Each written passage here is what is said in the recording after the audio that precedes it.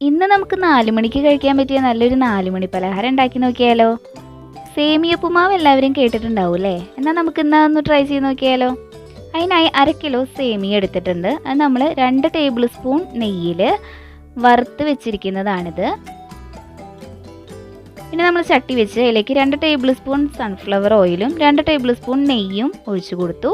അത് നന്നായി ചൂടായി വരുമ്പോൾ 1 സ്പൂൺ കടുക് നന്നായി പൊട്ടി വന്നു കഴിഞ്ഞാൽ ഒരു സവാള ചെറുതായി അരിഞ്ഞത്, അതുപോലെ തന്നെ പച്ചമുളക് ഒരു 2-3 പച്ചമുളക് ചെറുതായി അരിഞ്ഞത്, ഒരു കഷ്ണം ഇഞ്ചി ചെറുതായി അരിഞ്ഞത്, ഇത്രയും ചേർത്ത് നന്നായി ഒന്ന് വഴറ്റിയെടുക്കണം.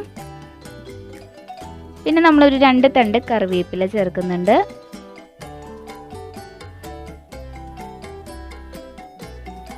ഇതൊന്ന് മൂത്ത് വരുമ്പോൾ നമ്മൾ ഒരു 2 ക്യാരറ്റ് ചെറുതായി അരിഞ്ഞത് ഇതിലേക്ക് ചേർത്ത് കൊടുത്ത് നന്നായി വഴറ്റിയെടുക്കണം. പിന്നെ ഇതിലേക്ക് ഒരു പിടി നാളികേരം ചേർത്ത് കൊടുക്കുന്നുണ്ട്. ഇത്രയും ചേർത്ത് കൊടുത്ത് ജസ്റ്റ് ഒന്ന് വഴറ്റിയെടുക്കുക.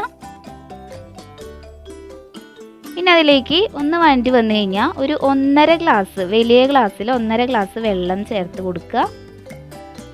ജസ്റ്റ് ഒന്ന് ഇളക്കി കൊടുക്കുകയാണ്. എന്നിട്ട് അതിലേക്ക് ഒരു 1/2 ടേബിൾ സ്പൂൺ ഉപ്പ് ചേർത്ത് കൊടുക്കുന്നുണ്ട്. ഇപ്പോൾ നന്നായി തിളച്ച് വന്നിട്ടുണ്ട്. ക്യാരറ്റൊക്കെ നന്നായി വെന്ത് വന്നിട്ടുണ്ടാവും.